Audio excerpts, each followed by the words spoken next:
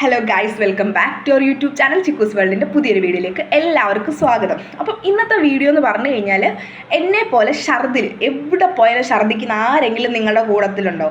അപ്പം എന്നെ സംബന്ധിച്ചിടത്തോളം എനിക്ക് എവിടെ പോയാലും കാറ്, ബസ്, മെട്രോ, ഫ്ലൈറ്റ്, അങ്ങനെ ഏത് കയറിയാലും ഛർദ്ദിക്കുന്ന ഒരാളാണ് ഞാൻ. നല്ല രീതിക്ക് ഛർദ്ദിക്കും. പ്രത്യേകിച്ച് എ സി ഒക്കെ ഉള്ള ഇപ്പം ട്രെയിനിൽ തന്നെ ട്രെയിൻ എനിക്ക് പറ്റും, പക്ഷേ ട്രെയിനിൽ എ സി ഇട്ട കമ്പാർട്ട്മെൻ്റ് ഉണ്ടല്ലോ, അതൊന്നും എനിക്ക് പറ്റത്തില്ല.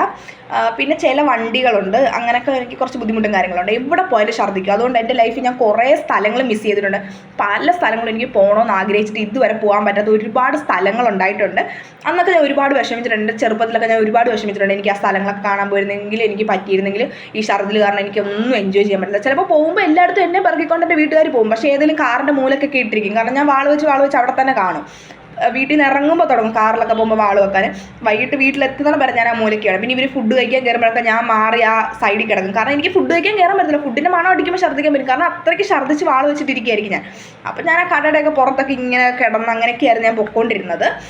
പക്ഷേ ഞാൻ അത് കഴിഞ്ഞ് എൻ്റെ കല്യാണം കഴിഞ്ഞപ്പോൾ മുതൽ ഞാൻ ഒരുപാടധികം സ്ഥലങ്ങൾ കണ്ടു. അതെങ്ങനെയാണെന്നാണ് നിങ്ങളോട് ഷെയർ ചെയ്യാൻ പോകുന്നത്. എൻ്റെ ചേട്ടന് സ്കൂട്ടിയാണ് ഉള്ളത്. അപ്പം ഞങ്ങൾ ആ സ്കൂട്ടിയിൽ മൂന്നാർ പോയി, വാഗമണ്ണ് പോയി, മലമ്പുഴ ഡാം കാണാൻ പോയി. അങ്ങനെ പിന്നെ തിരുവനന്തപുരത്ത് ഞങ്ങൾ ട്രെയിനിനാണ് പോയത്. അങ്ങനെ ഒരുപാട് സ്ഥലങ്ങൾ. പിന്നെ എവിടെയായിരുന്നു, മലമ്പുഴയിൽ പോയി, ആതിരപ്പള്ളി വാട്ടർഫോൾസ് കാണാൻ പോയി. അങ്ങനെ ഒരുപാട് സ്ഥലങ്ങൾ മൂന്നാറൊക്കെ ഞങ്ങളിപ്പോൾ 2-3 പ്രാവശ്യം പോയി. വാഗമണ്ണ് പോയി. അപ്പം എന്താ സംഭവം എന്ന് വെച്ച് കഴിഞ്ഞാൽ, എല്ലായിടത്തും ചേട്ടൻ എന്നെ സ്കൂട്ടി കൊണ്ടുപോകും. എനിക്ക് കിട്ടിയ പാർട്ണർ അത്ര അടിപൊളി ആയതുകൊണ്ട് തന്നെ എൻ്റെ ആഗ്രഹം മനസ്സിലാക്കി എന്നെ സ്കൂട്ടിയിൽ എല്ലാ സ്ഥലത്തും പോകും. ഞാൻ ഈ കല്യാണം കഴിഞ്ഞ് 2 വർഷമായിട്ട് ഫുള്ള് സഞ്ചരിക്കുന്ന സ്കൂട്ടിയിൽ. എനിക്ക് എവിടെ പോകണം എന്ന് പറഞ്ഞാൽ എൻ്റെ ചേട്ടൻ എന്നെ സ്കൂട്ടി കൊണ്ടുപോകും. സ്കൂട്ടി പോകാൻ പറ്റുന്ന സ്ഥലങ്ങളിൽ ഞങ്ങൾ സ്കൂട്ടി പോകാറുണ്ട്.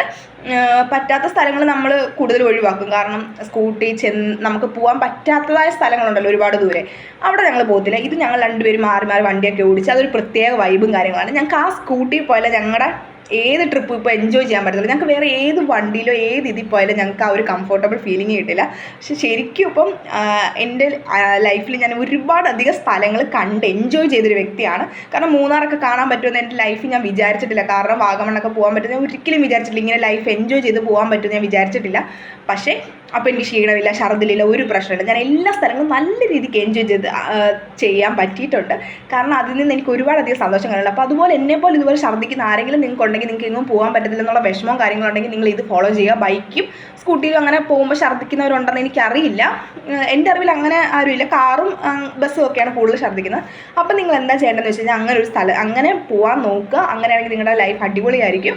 നിങ്ങൾക്ക് ഇഷ്ടപ്പെട്ട സ്ഥലങ്ങളൊക്കെ പോകാൻ പറ്റും. അതുപോലെ കൂടെ പോകാൻ പറ്റിയതും കൊണ്ടുപോകാൻ പറ്റിയ ആൾക്കാരുണ്ടെന്നുണ്ടെങ്കിൽ നിങ്ങളുടെ ലൈഫ് അടിപൊളിയായിരിക്കും. അപ്പോൾ ഈ ഒരു കാര്യം ഫോളോ ചെയ്ത് നോക്കുക. വീഡിയോ ഇഷ്ടപ്പെട്ടാൽ ലൈക്ക് ചെയ്യാനും ഷെയർ ചെയ്യാനും സബ്സ്ക്രൈബ് ചെയ്യാനും മറക്കരുത്. അടുത്ത വീഡിയോ ആയിട്ട് വീണ്ടും കാണാം.